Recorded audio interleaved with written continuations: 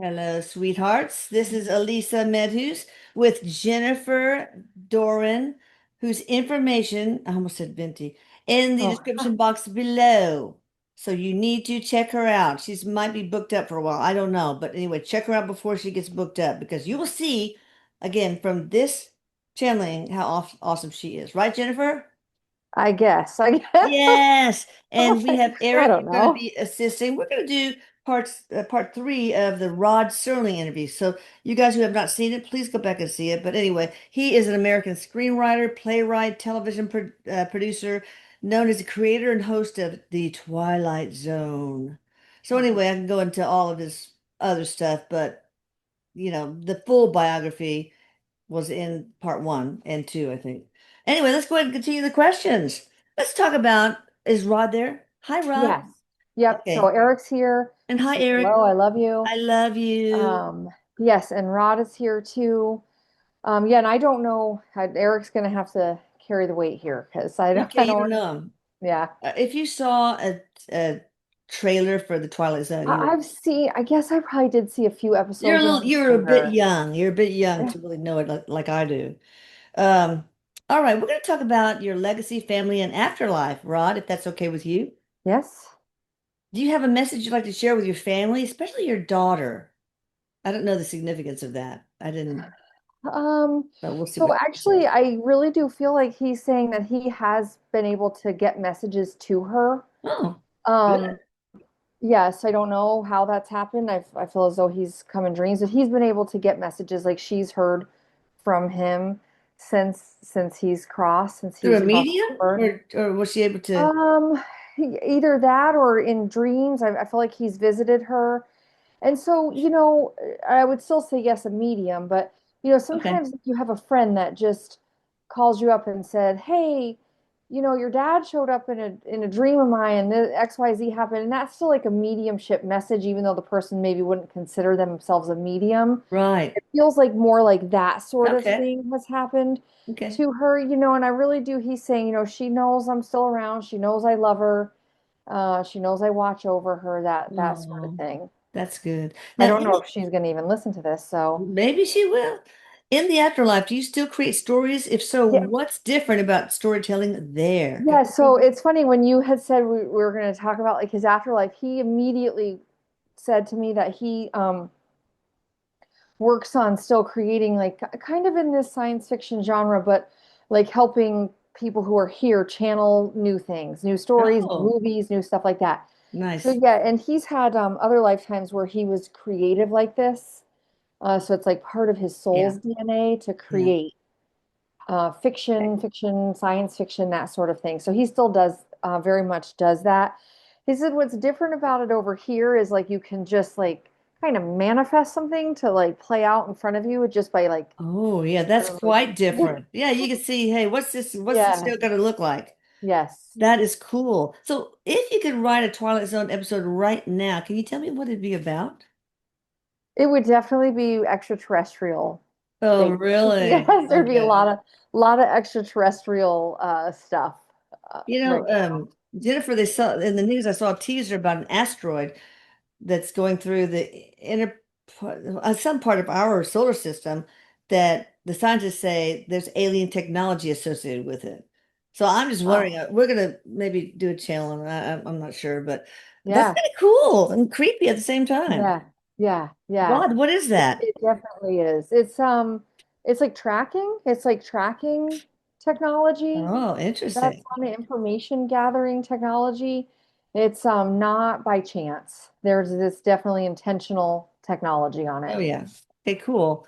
All right. Do you believe stories of the supernatural are symbolic metaphors, or are they glimpses of something real? Glimpses of something real. And I will Ooh. say I believe he believed that here too. Like Oh, it's like wow. anything is possible. There's like that sort of That's cool. What a great energy. philosophy to live by. Yeah. Are you surprised the Twilight Zone continues to be watched and studied decades later? No, no, that was kind of his intention, his hope. like to I a little bit into a little bit to scare people too. Like there was some sort, but like in a fun Yeah, way, to creep them out. Yeah, I This am somebody who, suspenseful psychological yeah, thriller. I find that fun. I find that type of, I guess, serotonin or dopamine fun. Yeah, Not everybody does, but there was that kind of intention. And yeah, I believe that from what he's showing me, that he intended for this to have a cult-like energy, you know, interesting. yeah, cult So, following, like a cult classic type of yeah. energy. So yeah, so maybe this is why, but why do you think your stories are so timeless and universal? And of course that then makes them cult-like. Well, because most people at some point in their life have an unexplained experience. And so for a lot of people, this is relatable. And a lot of people like to be kind of scared or creeped out. Yeah. He's really fun. And I guess it doesn't really surprise me he's a good communicator because he was a good writer and a good creator. But I didn't know even his name before we jumped on here. And he's Yeah. really chatty. I guess he maybe was very friendly and outgoing and I don't just kind of know. a fun person. He seems He must scary have to been. me. I mean, very serious, Oh, but I could see he was kind when he was yeah. hosting it. There's like a passion. There's definitely a passion Yeah. I'm in gonna this. I'm gonna watch a Twilight Zone episode when I get time today. Yeah, Okay. but you have to be, he said you gotta, to create some of this stuff, you kind of have to have a certain sense of, it's like being a surgeon. You Yeah. have to have a certain quality to be able to do that. And yeah, like Yeah. he definitely had a quality that maybe didn't wasn't for everybody. Yeah. Okay. Oh, I can see that. Are you t talking like almost on the spectrum, Aspergery kind of thing, or? Well, that and just like the creepiness, Yeah. He things could like, put on a creepy vibe if he yeah, wanted like to. an Undertaker, Yes, yeah, that's it. Not creepy, but like an Undertaker. yeah, yeah, Death personified. All right. yeah. So let's talk about specific episodes that are really big questions related to them. I don't know Okay. these things, Yeah, so you're not going to I have to won't know know them. The yeah. first one, 1962, Nothing in the Dark. You portrayed death as gentle rather than cruel. Were you trying to show that humans misunderstand death? That the fear of it is worse than death itself? And that it's not really an ending, but a transition? Is that what you're trying to accomplish with Yes. that one? Yeah, absolutely. And he had a knowing of this. I don't know if there was a near-death experience for him when he Oh, was younger or if it was that, sometimes we come in with being able to remember a certain yeah. amount of knowledge, and he just always kind of knew that was the case. Oh, cool. All right. Next episode, Time Enough at Last, 1959. Was your message that irony and fate can be cruel forces and that survival without human connection is not truly living? Yes. I think Yeah, this yep, person's yep. channeling these episodes, I swear. Yeah. Oh yeah, though there was a lot of channeling from him creating this stuff I mean, I don't know that he had a spiritual, there had to be some sort of a spiritual knowledge while he was here, whether he knew it or not, I don't know. I feel like this is how it showed up. Okay. Yeah, This is how it showed up is through this type of thing. So making people think deeper, making people wonder, and sometimes scare people and creep them out a little bit, sure. but making you think. So I think I remember this one. It's a mealy mouth guy that always gets, bullied or people just trample all over him. He discovers a watch that you do something to it. I can't remember. And everybody stops. Mm, Everybody stops. And so he can take advantage of them. I can't remember what he does, but all of a sudden he's the king of the world, type of feeling. And he drops it and it breaks and everybody's still for the rest of time. mm, So time enough to last is that's kind of interesting. So yeah, yeah, irony and fate can be cruel forces, and that survival without human connection, just living around statues, is really not living. yeah. All No, right, absolutely. here's another one. The After Hours, 1960. When a mannequin forgets she isn't human, were you suggesting that horror can expose how fragile identity and reality are, and that humans too sometimes forget their true nature?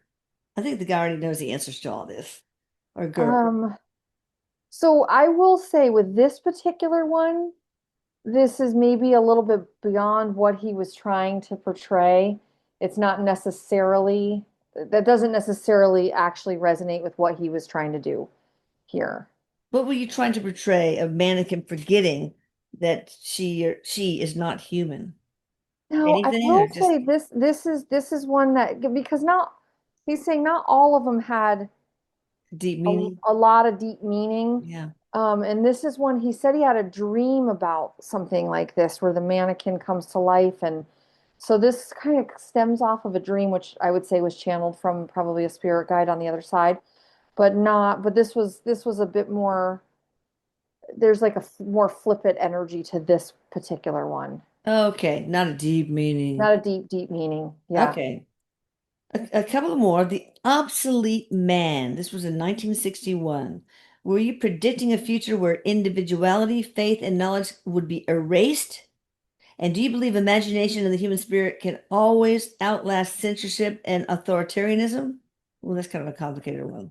So The let's go piece Obsolete by piece. Man. What was the first question? First of all, it's called the Obsolete Man, so that'll give you some context maybe. Uh-huh. Were you predicting a future where individuality, faith, and knowledge would be erased, like man be No, no, obsolete? he was not predicting a future like that, but he was kind of saying the importance of maintaining your individuality. Okay, Not, that makes not, sense. I don't know anything about that episode, but not like going in with the masses or not just like believing, keeping your individuality, but this was not a prediction of the future. Okay.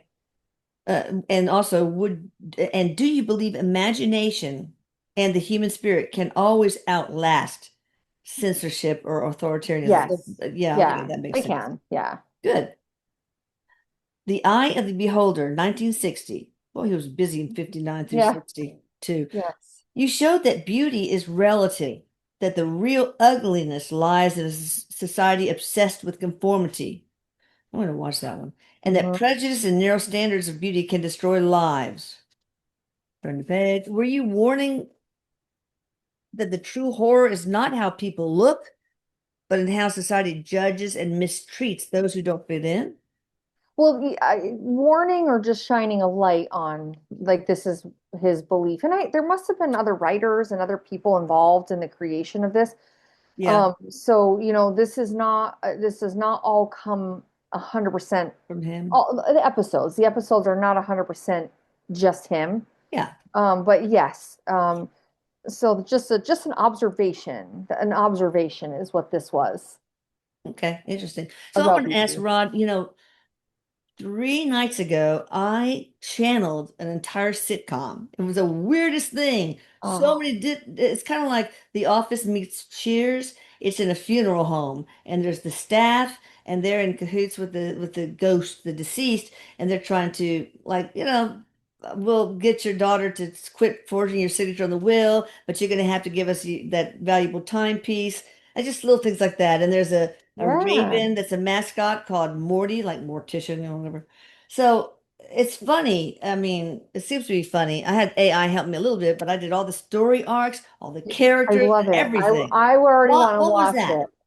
it. What is that from? Why am I channeling a Um, I sitcom? do feel like it's because you've connected to him and it Uh-huh. has something to do with the timing and getting Oh, channeled information like this. There is a connection here. so maybe That you channeled it to me, I will Ron. actually say that this has some potential to go someplace. I'm not going to do anything with it. So, are you sure? Because somebody's going to hear I this wouldn't and know probably who to pick it up. tell it to, but it's like it would be like there's some of the office, like the awkward asides and the little Yeah. confessionals, the Yep. camera, and but also there's the Cheers type quality, Uh-huh. and you have a Yeah, no, funeral, an embalmer that is inappropriately eats snacks all the time. You have all these little personalities that are kind of fun. yeah, when you were talking about it, I felt like I had like a bit of an ensemble cast. Yeah. And then like the person who they're working on that time is like a guest star for like as the ghost Oh, yeah, for the good. show, you know. Yeah, there's a So lady who does the hair and makeup, and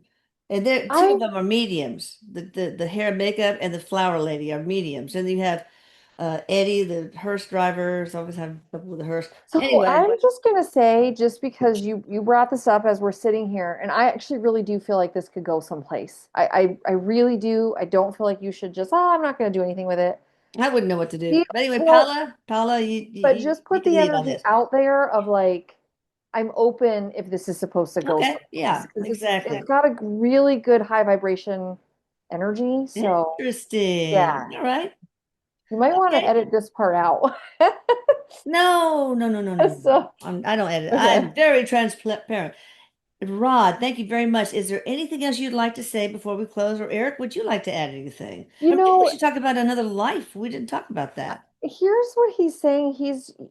Because there is this feeling of his lifetime of wanting and of wanting like a legacy, you know? Yeah, And that's what a lot of this is. And I don't feel like there were past lifetimes where he had anything that was this famous, like his works were this famous, although I do feel like he, yeah, was a writer, creator, this sort of thing.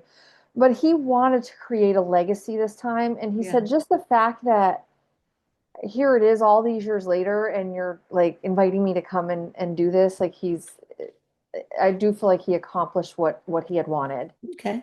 as far as like creating That's that good. legacy. That's Yeah. a dream come true for the human. So, can you tell us about another life that most influenced your one is Rod Serling? And that will be the last unless you want to add anything else. So he had what he's showing me is he had a life where he was born. I almost feel like I have like parents like that were in vaudeville, or something like that, like parents that Okay. were actors, parents that were Oh, creative. And so he grew up like performing or being on around stage. Yeah. performing, Yeah. creating. Yeah. Okay. Although I don't, for lack of a better word, I chose vaudeville because I don't necessarily feel like like it's very famous, Yeah. you Okay. know. But something like that where like he was born to parents like this that were writing, that were creating, and he just sort of went into that as well. Cool. Very Um, nice. Is there anything kind of funny that nobody knows about me? Some little quirk or phobia or anything? And that is the last one, I promise. so I'm sure that there is. He did not give me anything. Okay. Yep, Why? I Don't be didn't. I didn't. shy. I don't know. Are you He just scared of the didn't give dark? me Maybe anything. you're scared of the dark. Are you scared of the I dark, don't Rod? feel like he's scared of the dark. Yeah, I of feel course like not. this is definitely somebody who, I mean, like you got to be a little bit open to creepiness if you're writing like this. So the dark is kind of creepy for some people, and Yeah. no, I don't feel like he was afraid of the dark. Okay. Yeah. Well, I guess that's all, unless you'd like to add anything else. Any No, of you three. just the thank you again, and Erik is sending his love again, and Love he that. Erik just goes, "This is a pretty cool guy," like Yeah. that I think about. he is. I kind of had a little crush on you, Rod. I really Oh, did did. you? Yeah.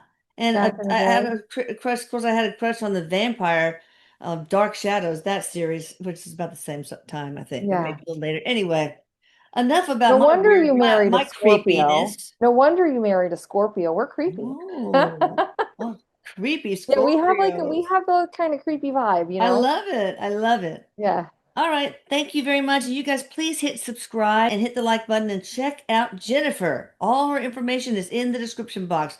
Do it now before you forget. Thank you, everyone. Thank you. Bye. Bye.